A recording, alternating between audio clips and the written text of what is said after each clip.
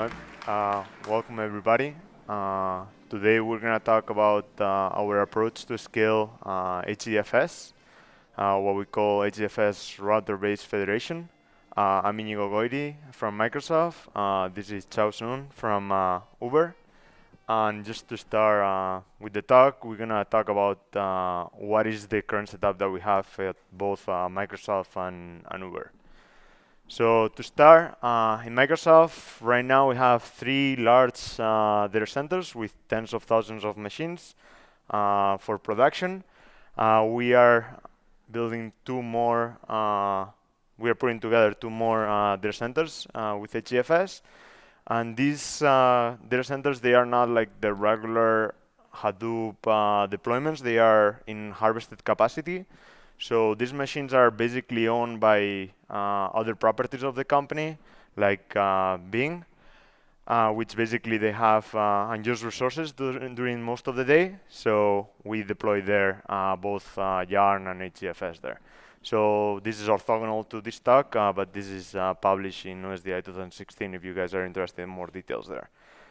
So what we basically run there is Hadoop 2.7.1 with some extensions, including the backporting of this feature that we're going to present today. And we're currently working on the migration to Hadoop 2.9. We're still not ready to go to 3. And in terms of workloads, what we usually run is common data analytics, deep learning, etc. So now Chao is going to go over the Uber setup. Yeah, so at Uber, we currently have 3 data centers, and we're currently in the process of turning up the 4th one, which is supposed to be all secure. At each data center, we have about thousands of servers running mostly HDFS and Yarn. At each data center, we have more than 100 petabytes of data. That is after 3-way replication. We're currently running on Hadoop 2.8.2 with many internal patches, including the with many internal patches as well as backports from upstream. We backported the router-based federation from 2.9. Our Hadoop cluster serves many applications. We have a fraud team that run different fraud detection jobs. And we have many data scientists internally who run machine learning, deep learning jobs. And we have people use our cluster to do ETA calculation. We have also many CTOps that use our cluster to run Hive and Presto queries. So in a sense, I think the Hadoop cluster is really critical for Uber's business. Oh, I can just use this. OK, so before dive into router-based federation, let's first take a look at the current architecture of HDFS. So as you may know, in the HDFS cluster, you have one name node, one active name node, and one or more standby name node. So in the current design, there are 2 limitations about the name node. First thing is that all the memory, all the metadata information for that cluster, they have to fit in the memory of the name node. So as you have more and more files and blocks in your cluster, then you may need a bigger and a bigger memory size. So this is basically not very scalable. And in addition, larger JVM tend not to do JVM use is not very friendly to to big heap size. So basically, you may encounter many GC problems if your heap size becomes too large. The second limitation is that all the RPC requests in your cluster have to go to the active name node, which means that if you have more and more jobs running your cluster, the active name node will become a bottleneck for performance. And this is even worse because in the name node, you have a global read-write lock that basically all the operations have to first hold the lock and do the actual work. So especially if you have a write operation that's being processed, then all the read operations at the same time have just to wait until the write operation is done. And what makes it worse is that if you have a lot of write operations that come in within a short amount of time, then you may encounter like RPC latency because all the write operations basically just get impacted. One solution you can do is just to enable non-fair read-write lock, which can make the performance better, but that's not a that cannot solve the problems completely. So to deal with these limitations, one thing you can do is to basically split the single cluster into multiple subclusters. But with that approach, you have a fragmented namespace. And the users, they have to know basically which cluster to go to in order to access data on HDFS. So because of that, ViewFS was introduced, which is essentially a client-side mount table, right? So basically, with ViewFS, you can have all the details from the users and offer them a unified view of the namespace. So back to the very beginning, at Uber, we used to only have one single HDFS cluster. And this caused a lot of issues for us. The first thing is that we have a HBase cluster which talk to the HDFS cluster. And turned out that HBase tend to write a lot into HDFS, especially they do a lot of append operations. Also, during restart, HBase needs to read a lot of files from HDFS. This not only impact other running Hadoop jobs in the cluster, but also the other jobs may impact HBase and make the restart much longer. So the first thing we did was just to move to have a dedicated cluster for HBase usage. And this greatly improved the NameNode performance. And also we managed to just reduce the HBase reboot time from hours to minutes. And the second thing we did was to move the temporary directory out into a separate cluster. So the temp directory was used mainly by Hive as Scratch directory, and also by Yang for storing the application logs. Turned out those two use cases do a lot of writes into HDFS, which impact the other jobs as well. And also, those two use cases write a lot of small files, which may hurt the NameNode, which will add a lot of pressure on the NameNode footprint, memory footprint. So by moving the temp directory out into a separate cluster, we managed to just move about 40% of the write operations into the temp cluster. So after we do that, we basically use ViewFS on the client side, such as Yang and Presto, to hide the details and give them a still unified namespace.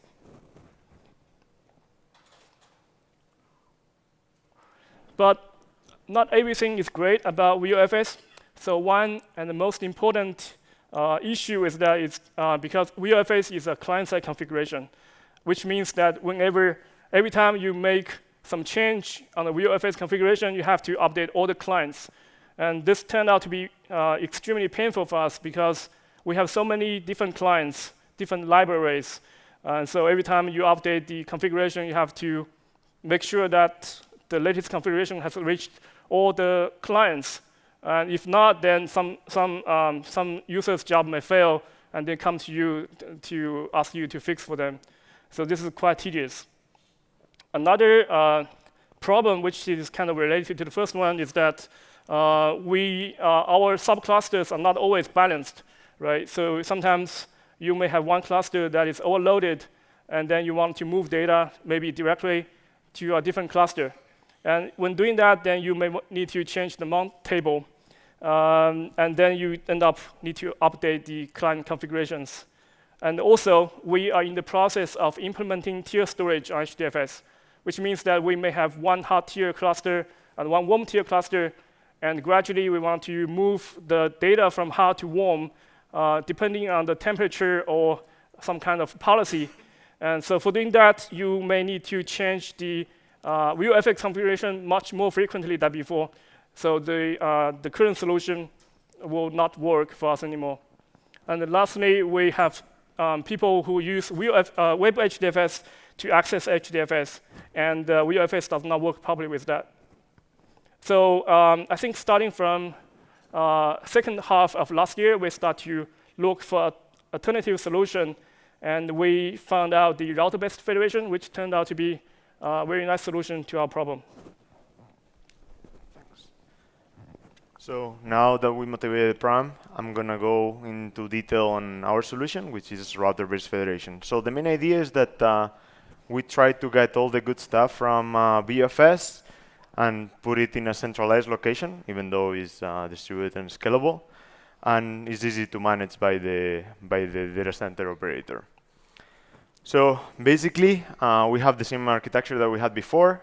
We have independent subclusters, but then on top of this, we have a federation layer that unifies the multiple subclusters that we have in the data center into a single subcluster. So for the user, everything looks like a single large name node.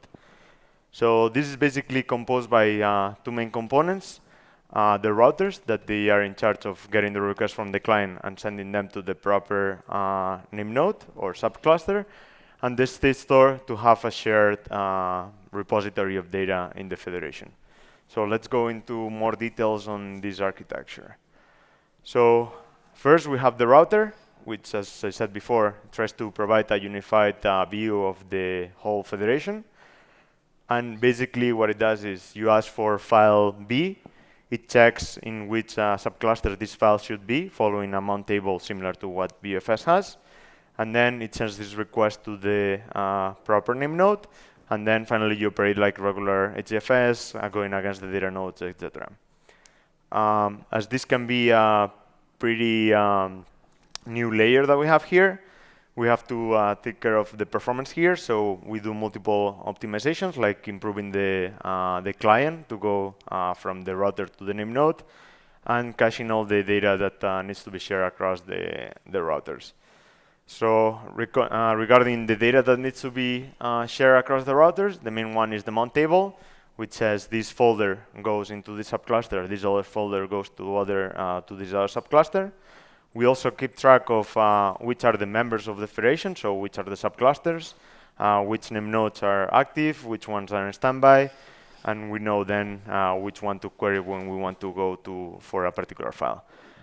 Finally, we also have information about the routers to keep track of the health of the federation. So if we have 50 routers, we can tell which ones are up, which is the status, what is the state of the caches, etc. Keep in mind that this is completely out of the critical path. All the information that they use is cached in the router, and is not a very important bottleneck here. We also try to make it as generic as possible, so the multiple implementations that we have here is based on Zookeeper, which is the one that we use in production, based on HDFS, which is the one used for unit tests, etc. And then we have other implementations based on SQL Server. So these are the two main components of the federation. And then this is the way that we are deploying it nowadays in both Microsoft and Uber. So the setup that we have in Microsoft is we have the 3 production data centers that I presented before, with from 8 to 12 subclusters in each one of them. And then what we do have is one router per each one of the name nodes. We use Zookeeper as the state store to share the data, and the main workloads that are using router-based federation nowadays is these large deep learning jobs that we use in Bing and application logs. Uber is deploying this in one data center. They basically use 2 routers in front of the subclusters that they have there. They also use Zookeeper. And the main workload that they use there is Hive, and mainly for Scratch directory. So let's see the example of one of the Microsoft deployments. This is one of the big 3 ones, 23,000 servers, 8 subclusters. Each one of the subclusters has 4 name nodes, as we run here in production. And then on top of this, we have the 32 routers, which basically each one of them is collocated with the name node. Then we also have load balancing in front of them, so clients hit any of the 32 routers in our case. So basically, we're offering transparent access for RPC, WebHDFS, and a unified web UI. It's pretty similar to what the view that the name node provides, but looks larger. So on the top right, you can see the mount table with the /tmp being mounted in one particular subcluster, etc. And then we also have the state of the federation. So here we have like 16 of the name nodes, and we can see which ones are active, which ones are in standby, how much data they're storing, etc. Number of nodes, etc. So, as I mentioned before, one of the main concerns with router-based federation is now we have a new layer. This adds more latency, so let's go into more detail on what this overhead looks like. So basically, we have the client. The client goes to this big box, which is the router.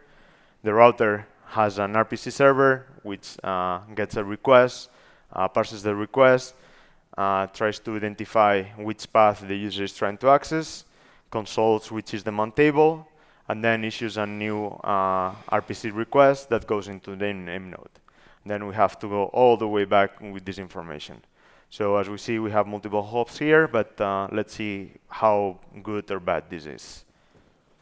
So let's see two examples, the worst example for us and the more, say, canonical example of the good use of router-based federation. So on the left figure, we have the latency for the number of requests in the system. What we have is a very read metadata intensive workload, which would be the worst case for us, as we are not going to the data nodes at all. So everything goes to the name nodes, worst case for us. So if we compare just having the name node, which is the blue line, compare against having a router in front of the name node with the router just forwarding requests, what we see is that we go from half a millisecond to 1 millisecond, but this is fairly constant all across the load. The other important thing to note here is that the name node saturates around 40,000 requests per second. It cannot serve them anymore, and the latency spikes crazy. Before that, the router at around 35,000 requests per second also has the bottleneck, and the latency spikes. So what happens instead of having this a scenario that is not very realistic about just name node and router? What if we use the most common approach? So say we have 4 subclusters, each one of them with its own name node, and in front of that we place 12 routers. So what we see here is that, again, we have like this latency addition. So we go from half a millisecond to a little bit more than a millisecond to do this request per second. But notice that if we had just the 4 name nodes and we went to the 4 name nodes, we would be able to go past 150,000. And with the router, we are able to go past 120,000 requests per second. So we should technically compare the yellow line in this figure to the blue line in the other figure. So we've seen that we've been able to scale the name node and the namespace to be able to go farther than 120,000 requests per second. Again, this would be the worst case for us, as this is pure metadata, not going to the data nodes or anything like that. So this is the worst that could happen to you if you use router in terms of performance. So as we see, the RPC connections and the RPC client is a very critical part of the router, of the routing of the request. So we've been doing a lot of work on trying to minimize the overhead of this and trying to improve the performance. So the main approach is to change the regular RPC client. We have a couple of JIRAs open for this, and it's basically to allow to use multiple connections for the same client. So this is the patch is already available. So we are discussing with the community how we can integrate this in the system. We also have the patch trying to use this new approach into the router itself. So I like to highlight that this is active development. So this was open source in Hadoop 2.9 around like by the end of last year. And after that, the community has been contributing a lot of features. For example, WebHDFS was added by Uber. We've been improving the subcluster isolation. ViewFS added federated quotas, so we can have a shared quota all across the multiple subclusters. We also are able now to track the state of the routers, etc. So as I mentioned before, there's many contributors. Uber here, VipShop, Huawei, all of them have been adding fixes and improvements to our code. So now I'm gonna leave this part to Chao. Okay, so now let's take a look at some of the ongoing work. So the first ongoing work is we're trying to basically spread mount point across different subclusters. So the use case for this is sometimes you may have a very large directory, which means that you may have, say, thousands of files in that directory, and you have some large job that try to process files in that directory. And for this use case, the name node for that, if you just use a single cluster, the name node for that job may just get overloaded a lot. So the solution we're considering here is just to map one mount point to multiple physical clusters. And then you can use different policies to decide, say, when you write a file, you can use different policies to decide where the file should go. And you can consider policies such as consistent hashing. You can also check whether the available space for different subclusters. You can also check the load of that cluster. And you can also look at whether that cluster is local to your job, and different things you can consider. But with this approach, I think there's several limitations. The first one is that, say, when you want to list all the files under that directory, before it's very easy, but now you have to go to all the subclusters to find out the total number of files. The second one is renaming becomes a little bit trickier than before. Because, say, when you rename one file to different, so when you do rename on a file, then say you are using consistent hashing to locate that file. And then you need to, after you find that file, you also need to do one extra hop because of the renaming. So this has some inefficiency.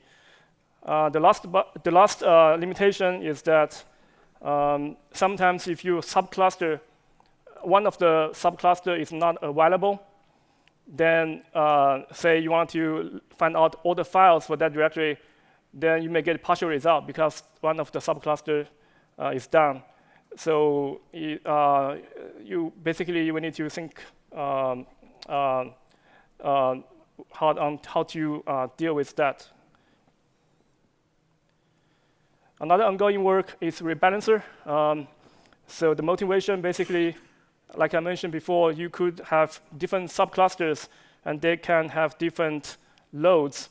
Some subcluster may get overloaded because of RPC request, or because the data in that cluster, the available space in that cluster is not enough. So in that case, you may want to move data from that cluster into different other clusters. So there are several approaches you can do. One is to manually move files or directories from that cluster. But this has some trickiness because you want to also guarantee strong consistency during that process. Say when you are moving one directory to a different cluster, but somebody else may writing files into that directory at the same time, then you may get inconsistency or even data loss.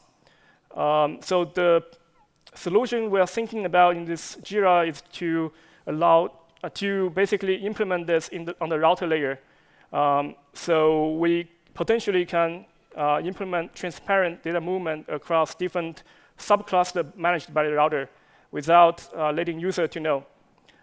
So this can offer a nice transparency to the end users.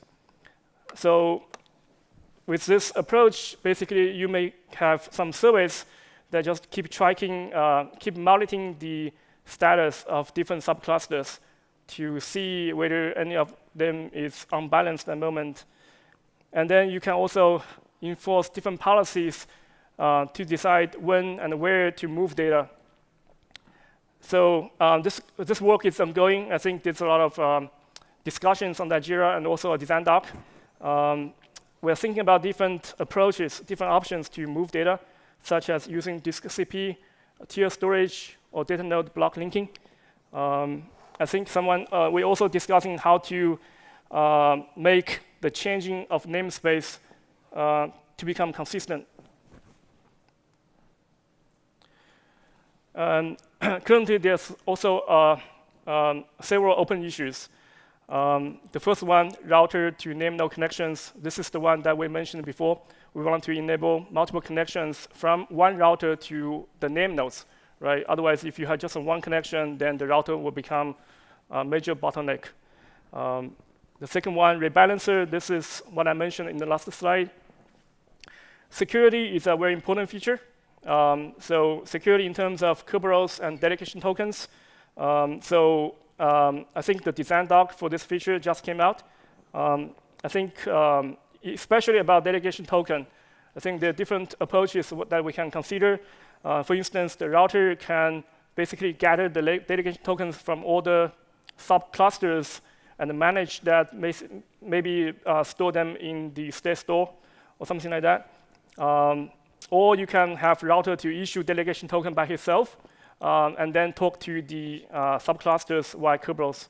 So so different. I think the discussion is still ongoing for this.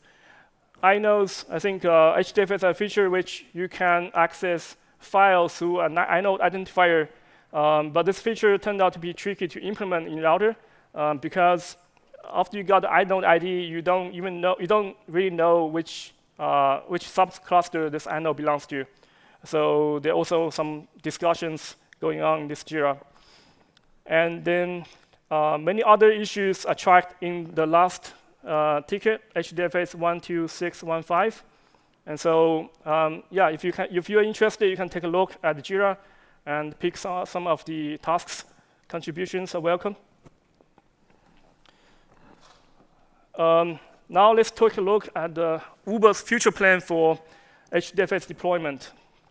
So obviously, router will be in the center of this plan. We do plan to deploy many routers on top of our HDFS clusters. We also plan to implement, we are in the process of implementing a service to initiate data movement across different clusters, especially across between hot and warm clusters. This is similar to the rebalancer work that I talked about before, but we decided to implement internally using Golang. We also have a service to keep track of dataset temperatures and customized policies to move data. So potentially users such as Hive users or Spark users, they can specify data retention policy on their dataset, and then the service will basically check those policies and initiate data movement by calling the first service. We're also working on Observer NameNode collaboration with LinkedIn. Observer NameNode can be used to serve read requests. So the motivation for us is that about 90% of our HDFS traffic read traffic. So which means there's a large space for improvement. Basically, we are thinking about just to take some of the traffic from active NameNode and move them to Observer NameNode. Especially, we have a very big Presto cluster internally, and the Presto cluster mostly just issue read queries to the HDFS. So we will consider Presto as the first use case. So if you're interested, you can take a look at this JIRA. Also, you can check out the talk by Konstantin and Eric from LinkedIn yesterday. They also share some details about this work. And the last but not least, we are thinking about upgrade to Hadoop 3.x and also enable erasure coding for the warm cluster. So this potentially can further reduce our storage cost. So here is a full overview of what we plan to do in future. So you can see at the center of the diagram, we have HDFS routers on top of warm, hot tier and the warm tier of HDFS cluster. So you can see that in the warm tier, we will use high-density data nodes to save storage cost. And on the hot tier, we will have Observer NameNode to serve read requests. And on the top left, you can see there's some green boxes. We have data mover, which is the rebalancer service that we try to implement. We have cluster manager. This is because we will have in potentially much more clusters than now. And so we wanted to have a tool to manage those clusters very easily to automate most of the work. We have a defender service, which we analyze HDFS RD log and capture those users who are abusing our cluster in a timely manner. So if you are interested in this, you can check out the link. I think we wrote a blog post about this, so there are much more details in that. So regarding what we want to do at Microsoft, Chao has already covered like the ongoing development with security and others. So here I'm gonna throw the ideas that we're thinking in the future. This is like in a very early stage. There's not even documents or anything like that. So it's take it more like a brainstorm. So the main one is right now we have these federations of say 20,000 machines in one data center. We have 3 of those deployments, but now they are kind of isolated. So we're thinking on how to extend router-based federation and how to improve it to be able to federate all these data centers. So we have multiple locations in the US, a couple in Europe. So how we can build this federation on top of this. So a couple approaches would be to create like the concept of a super router in front of that is aware of the geographical location, or we could go just for a shared state store and tagging these locations. So this is work that we're gonna try to be doing for the next year and try to improve router-bridge federation towards that. Then another idea that it's more like an internal prototype that we have at Microsoft, which is right now you have the clients going into the routers and then forwarding these requests to the subclusters. What if we use this new layer that we have, not only for the clients, but also for the data nodes? So the data node, instead of belonging to a particular subcluster, could just check on the router which subcluster it should belong to and start heartbeating to that particular subcluster. So those are just ideas that we have, and we would like to start discussing them on the JIRAs, and if people has feedback on those, we would appreciate that, and we would appreciate contributions there. So I would like to say thanks to a lot of people. It's a huge list. For sure we're missing some people. I think this has been a good experience for me in particular because you can see the community chiming in, contributing features, bug fixes that we couldn't even think about. So it has been very useful. So welcome everybody to contribute to this. So if anybody has questions, please step to the mic.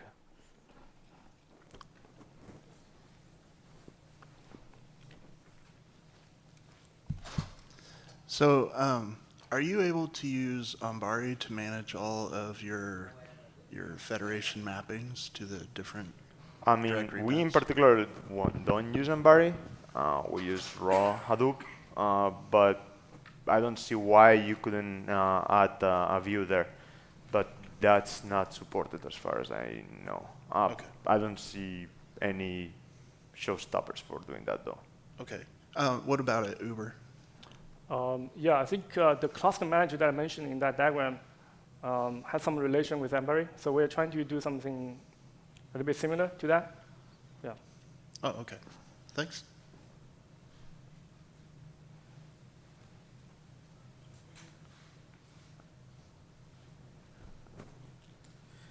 Hey, thank you. It's a great talk. I'm Anu. So I had 2 questions. One is that the data nodes talking to the router to join the subcluster. If this is not the right venue, we can take it offline. But I just want to understand at high level how it works and all that. And the second question I had was that if you increase the number of routers, because in the first diagram, in the slide 12 on your diagram, it was shown that the router does not significantly impact the performance. But then the next diagram showed that you could have more routers than the name node.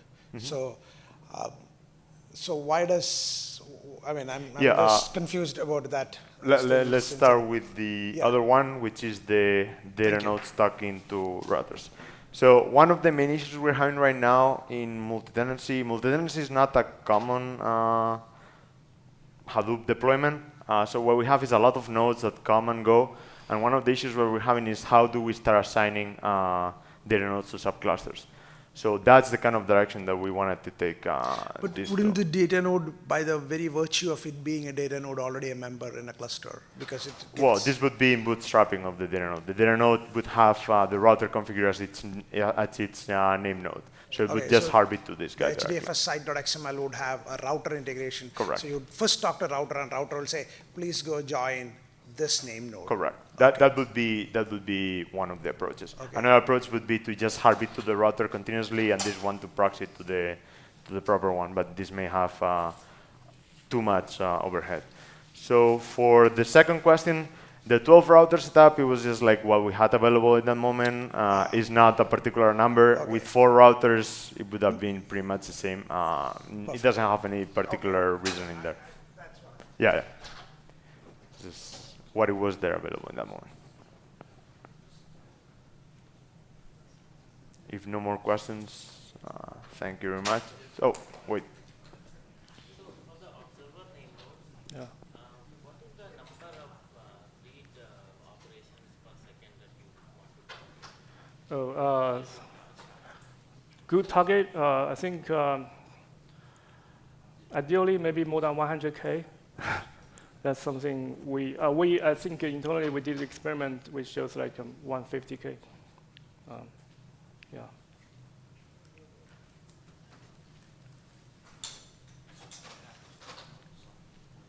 I think we're good then now. Thank you.